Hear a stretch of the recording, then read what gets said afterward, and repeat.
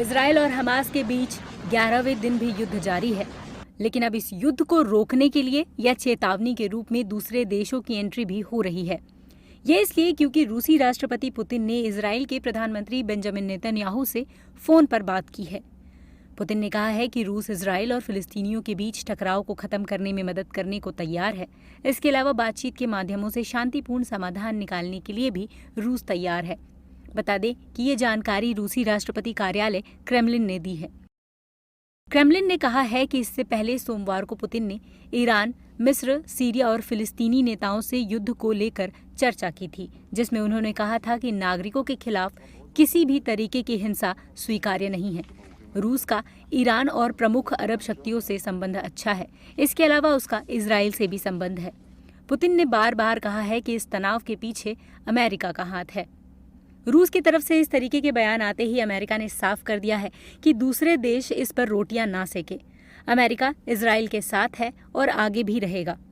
America के विदेश मंत्री एंटनी ब्लिंकन ने कहा है कि अमेरिका के राष्ट्रपति जो बाइडेन बुधवार को इजराइल का दौरा करेंगे।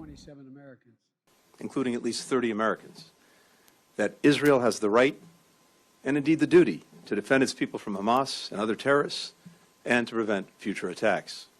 The President will hear from Israel what it needs to defend its people as we continue to work with Congress to meet those needs. Second, President Biden will underscore our crystal clear message to any actor, state or non-state, trying to take advantage of this crisis to attack Israel. Don't. To that end, he's deployed 2 aircraft carrier groups and other military assets to the region. वहीं America के अलावा Britain ने भी Israel के समर्थन में कहा है कि वो इजराइल के साथ खड़ा है। ब्रिटेन के प्रधानमंत्री ऋषि सुनक ने कहा है कि 1400 से ज्यादा लोगों को मार दिया गया, कितनों को जला दिया गया और कितने अभी भी बंधक बने हुए हैं। We call for the immediate release of all hostages. And I say to them, we stand with you. We stand with Israel.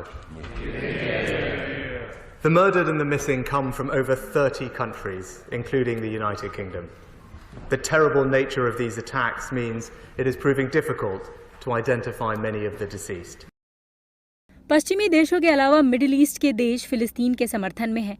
Iran की तरफ से कहा गया है कि राष्ट्रपति इब्राहिम राइसी ने अपनी बातचीत में पुतिन से कहा कि फिलिस्तीनियों का समर्थन करना ईरान की विदेश नीति की प्राथमिकता है, लेकिन प्रतिरोध समूह ने अपने स्वतंत्र निर्णय लिए हैं। 7 अक्टूबर को शुरू हुआ ये युद्ध दोनों पक्षों के लिए गाजा के 5 युद्धों में से सबसे भीषण रहा है, जिसमें दोनों ओर से 4000 से अधिक लोग मारे जा चुके हैं। गाजा के स्वास्थ्य मंत्रालय ने बताया कि 2750 फिलिस्तीनियों की मौत हो गई है तथा 9700 लोग घायल हैं। इजराइल के अनुसार उसके 1400 से अधिक नागरिकों की मौत हो चुकी है तथा बच्चों समेत कम से कम 199 अन्य नागरिकों को हमास ने बंधक बनाया है और उन्हें बंधक बना के वो गाजा की ओर ले गया है।